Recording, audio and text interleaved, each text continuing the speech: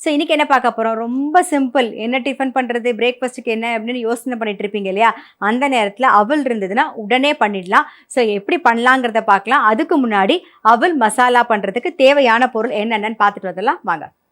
அவல் மசாலா செய்ய தேவையான பொருட்கள்: ஊற வைத்த அவல் 1 கப், துருவின மாங்காய் 1/4 கப், துருவின வெள்ளரிக்காய் 1/4 கப், தேங்காய் 1/4 கப், எண்ணெய் தேவையான அளவு, உப்பு தேவையான அளவு, கடுகு 1/2 டீஸ்பூன், உளுத்தம்பருப்பு 1/2 டீஸ்பூன், கடலைப்பருப்பு 1/2 டீஸ்பூன், சீரகம் 1/2 டீஸ்பூன், பெருங்காயம் 1/4 டீஸ்பூன், மஞ்சப்பொடி 1/2 டீஸ்பூன், கருவேப்பிலை சிறிதளவு, பச்சை மிளகாய் 2, கொத்தமல்லி சிறிதளவு. அவல் மசாலா செய்கிறதுக்கு தேவையான பொருள் என்னென்னு பார்த்தாச்சு. இப்போ எப்படி பண்ணுறதுங்கிறத பார்க்க போகிறோம். நாம் ரொம்ப சிம்பிளான ஒரு பிரேக்ஃபாஸ்ட்டு, ரொம்ப ரொம்ப டேஸ்ட்டாக இருக்கும். தேங்காய் வந்து ஒரு 1/4 கப்புக்கு தேங்காய் எடுத்திருக்கேன். காரத்துக்கு தகுந்த மாதிரி நீங்கள் வந்து பச்சை மிளகா சேர்த்துக்கலாம். நான் ஒரு 2 பச்சை மிளகா, அப்புறம் கொஞ்சம் சீரகம். இதை இப்போ கோர்ஸாக அரைச்சி எடுத்துகிட்டு வந்துடலாம். தேங்காய், பச்சை மிளகா, சீரகம் கோர்ஸாக அரைச்சாச்சு. இந்த பக்கம் கடாயில் எண்ணெய் விட்டுக்கலாம்.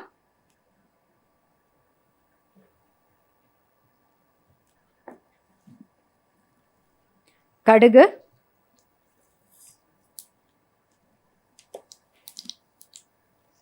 கொஞ்சம் உளுத்தம்பருப்பு,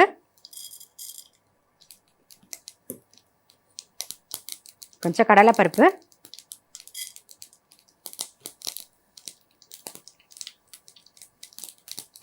அப்புறம் வேர்க்கடலை.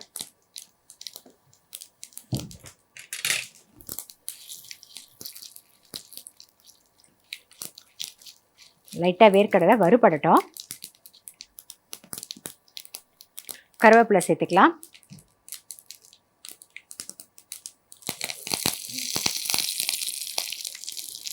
ஏற்கனவே பச்சை மிளகா போட்டிருக்கோம்.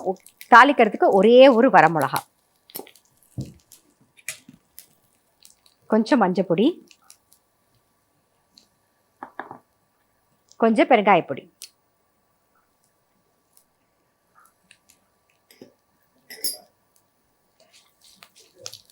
இப்போ அரைச்ச விழுதை சேர்த்துடலாம்.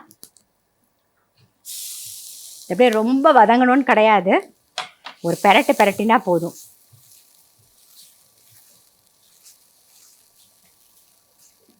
இதிலே வந்து துருவி வச்சிருக்கிற வெள்ளரிக்காயும் சேர்த்துடலாம். மாங்காயும் போட்டுரும். ஆல்ரெடி அவலில் வந்து கொஞ்சம் உப்பு போட்டிருக்கோம்.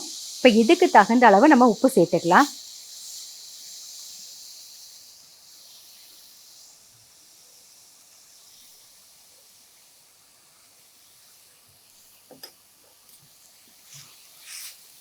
எல்லாம் ஒரு பெரட்டினா போதும். இப்போ அவல் வந்து ஊற வச்சு ரெடியாக எடுத்து வச்சுருக்கோம் பாருங்கள். நல்ல ரொம்ப குழவாலாம் இருக்க வேண்டாம், இந்த அளவுக்கு உதிரி உதிரியாக இருந்தால் போதும். இப்போ இதில் உப்பு போட்டிருக்கேன் நான் ஆல்ரெடி, இதுலேயும் உப்பு போட்டிருக்கோம். ரெண்டும் சேர்ந்து மிக்ஸ் ஆகி வரும்போது கரெக்டாக இருக்கும். இப்போ ஊற வச்சு அவலில் சேர்த்துடலாம்.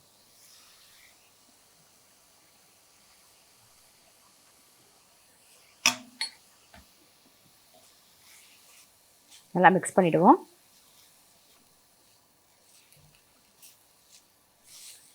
ரொம்ப சிம்பிள், இங்கே சாப்பிட்றதுக்கு நல்லா டேஸ்ட்டாக இருக்கும். கொத்தமல்லி, அவ்வளோதான், நம்மளுடைய அவல் மசாலா ரெடி. இது கூட வந்து நீங்கள் வந்து கொத்தமல்லி கூட சேர்த்து அரைச்சிக்கலாம். நான் ஆஃப் பண்ணிடுறேன். தேங்காய், பச்சை மிளகா, சீரகம் வச்சோலையே, அது கூட கொத்தமல்லியும் சேர்த்து அரைச்சிக்கலாம். இப்போ மாங்காய் சீசன் அப்படிங்கிறதுனால நீங்கள் வெறும் மாங்காயை மட்டும் யூஸ் பண்ணி கூட ஒரு கறி மாதிரி பண்ணலாம். வெறும மாங்காய், அதாவது கடுகு எண்ணெயை விட்டு கடுகு, உளுத்தம்பருப்பு அதெல்லாம் தாளிச்சிட்டு ஒரே ஒரு வெங்காயம் வதக்கிடுங்க. மாங்காய் கட் பண்ணி வச்சுருக்கிற மாங்காயும் போட்டு கொஞ்சமாக மஞ்சள் பொடி, உப்பு போட்டு மூடி வச்சுருங்க. அது நல்லா வெந்துருமா, அந்த மாங்காவோட புளிப்போடு அதே போதும், வேறு எதுவுமே சேர்க்க வேண்டாம்.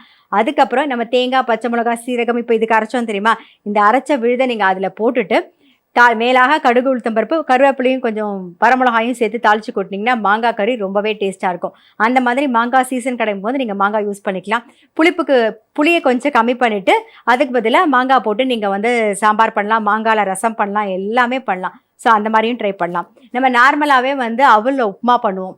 புளி அவல்னு பண்ணுவோம், இல்லை லெமன் அவல்னு பண்ணுவோம் இல்லையா, நார்மலாக பண்ணுவோம். இப்போ புளி அவல் அப்படின்னா உங்களுக்கு பார்த்தீங்கன்னா தெரியும், நம்ம புளி தண்ணியில் நல்லா அவலை வாஷ் பண்ணிவிட்டு கொஞ்சம் நேரம் ஊற வச்சுட்டு அதுக்கப்புறமா வந்து கடுகு, உளுத்தம்பருப்பு, கடலைப்பருப்பு, வேர்க்கடலை இது மாதிரி எல்லாத்தையும் கருவேப்பிலை எல்லாம் தாளித்து கொட்டிட்டு கொஞ்சம் மஞ்சள் பொடியும் போட்டு இந்த ஊற வச்சிருக்கிற புளி அவலையும் அதில் சேர்த்து நல்லா மிக்ஸ் பண்ணிவிட்டு இறக்கிடுவோம். ஸோ அது ஒரு டேஸ்ட்டாக இருக்கும். மாதிரி லெமன் புழிஞ்சு பண்ணுறது வந்து நம்ம நார்மல் லெமன் ரைஸ் பண்ணுறோம் பார்த்தீங்களா, அது மாதிரி லெமன் விட்டும் நம்ம வந்து அவலில் பண்ணலாம். ஸோ எப்படி வேணாலும் பண்ணலாம். நார்மலாக வந்து உருளைக்கிழங்கு வதக்கி கூட நம்ம பண்ணுவோம். கடுகு, உளுத்தம்பருப்புலாம் தாளிச்சிட்டு வெங்காயமும் போட்டுட்டு பச்சை மிளகாய், இஞ்சி, கருவேப்பிலை அதனையும் தாளிச்சிட்டு கொஞ்சம் உருளைக்கிழங்கு நல்லா பொடியாக கட் பண்ணி போட்டு அந்த அதுலேயே வேக வச்சுட்டு அதுக்கப்புறம் ஊற வச்சு அவல் போட்டுட்டு மேலாக நம்ம வேர்க்கடலை போடுவோம்.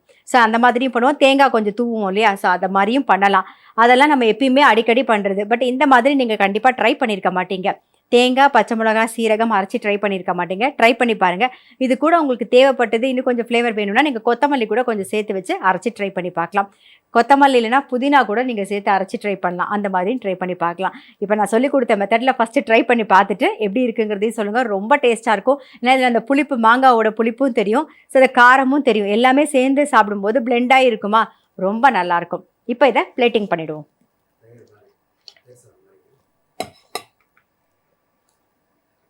இப்போ இந்த அவல் மசாலா வந்து நீங்கள் டின்னருக்கு பண்ணுற மாதிரி இருந்தது அப்படின்னா இதெல்லாம் பண்ணிவிட்டு தயிர் விட்டு மிக்ஸ் பண்ணி சாப்பிட்டா கூட நல்லாயிருக்கும். தயிர் விட்டு மிக்ஸ் பண்ணதுக்கப்புறம் என்ன, நம்ம வீட்டில் ஊறுகாய் இருக்கும், அதையும் சேர்த்து தொட்டு சாப்பிட்டிங்கன்னா ரொம்பவே நல்லாயிருக்கும்.